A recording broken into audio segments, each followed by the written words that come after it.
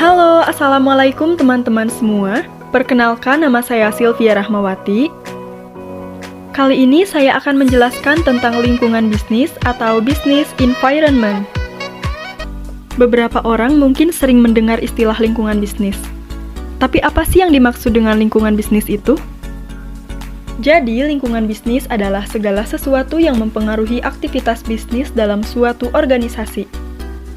Artinya, segala aspek dan faktor baik internal maupun eksternal yang mempengaruhi kemajuan dan kemunduran secara kuantitatif maupun kualitatif sebuah bisnis dalam suatu organisasi yang tersistematis bisa dikatakan sebagai lingkungan bisnis.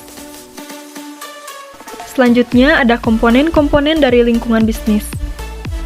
Menurut sebagian pakar ekonom, lingkungan bisnis dapat diklasifikasikan menjadi dua bagian, yaitu lingkungan internal dan lingkungan eksternal. Dan lingkungan eksternal ini terbagi lagi menjadi dua, yaitu lingkungan mikro dan lingkungan makro. Pertama, kita bahas lingkungan internal. Lingkungan internal dalam sebuah bisnis dipengaruhi oleh faktor-faktor berikut ini. Yang pertama ada man atau tenaga kerja, yang kedua ada money atau modal, yang ketiga ada material atau bahan baku, yang keempat ada mesin atau perlengkapan produksi, dan yang kelima ada metode atau cara kerja. Selanjutnya ada lingkungan eksternal.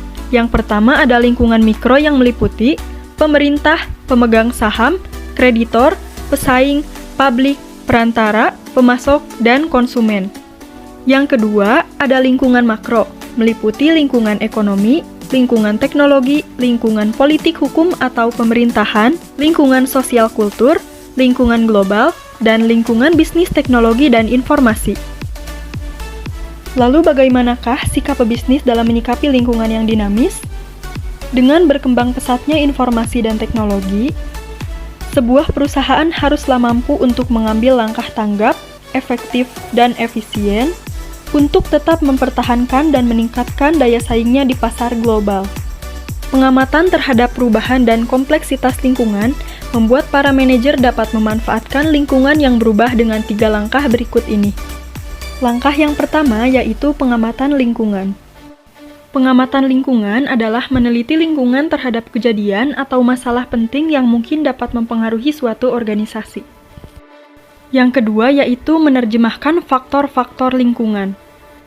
Setelah mengamati, kemudian manajer menentukan kejadian dan masalah lingkungan apa yang bermanfaat bagi organisasi. Dan yang ketiga yaitu menghadapi ancaman dan kesempatan.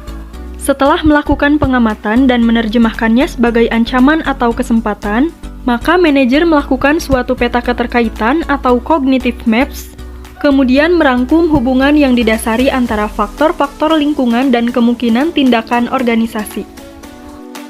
Mungkin hanya itu saja yang dapat saya sampaikan, mohon maaf apabila ada kekurangan. Semoga penjelasan tadi bermanfaat dan dapat menambah pengetahuan kita tentang lingkungan bisnis.